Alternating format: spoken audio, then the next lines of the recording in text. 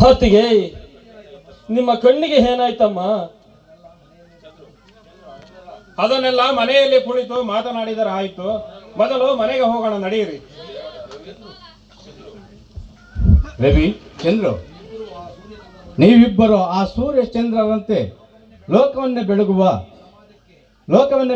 ಬೆಳಗಿರಿ. ಆದರ್ಶ ವ್ಯಕ್ತಿಗಳಾಗಿ ಈ ಸಮಾಜಕ್ಕೆ ಆದರ್ಶ ವ್ಯಕ್ತಿಗಳಾಗಿ ಬದುಕಬೇಕಪ್ಪ.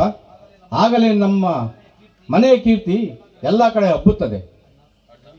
ಅಣ್ಣ, ಮನುಷ್ಯ ಒಂದು ಸಾರಿ ಎಡುತ್ತಾನೆ, ಪದೇ ಪದೇ ಎಡುವುದಿಲ್ಲ. ಅದು ಮನುಷ್ಯನ ಗುಣವಲ್ಲ. ಬನ್ನಿ, ಎಲ್ಲರೂ ಮನೆಗೆ ಹೋಗೋಣ.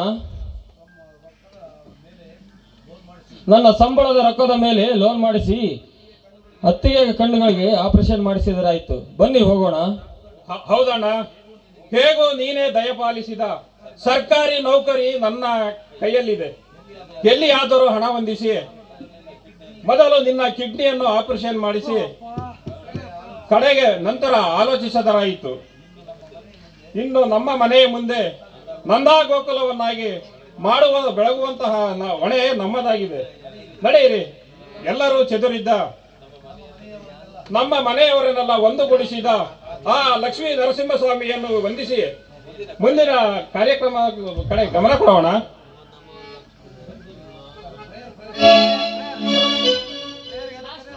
ತರುಣರು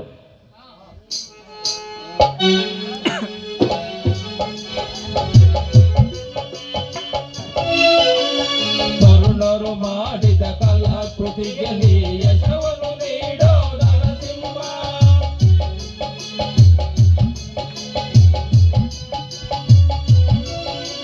ತರುಣರು ಮಾಡಿದ ಕಲಾಕೃತಿಗೆ ಯಶವನ್ನು ನೀಡೋ ನರಸಿಂಹ.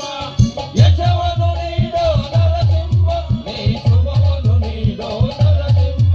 ಓಂ ನಮೋ ಲಕ್ಷ್ಮೀ ನರಸಿಂಹ, ಓಂ ನಮೋ ಉಗ್ರಸಿಂಹ, ಓಂ ನಮೋ ಲಕ್ಷ್ಮೀ ನರಸಿಂಹ, ಓಂ ನಮೋ ಲಕ್ಷ್ಮೀ ನರಸಿಂಹ, ಓಂ ನಮೋ ಲಕ್ಷ್ಮೀ ನರಸಿಂಹ.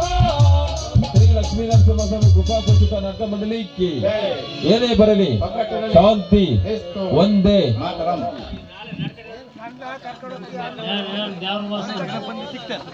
ಯಾವಾರ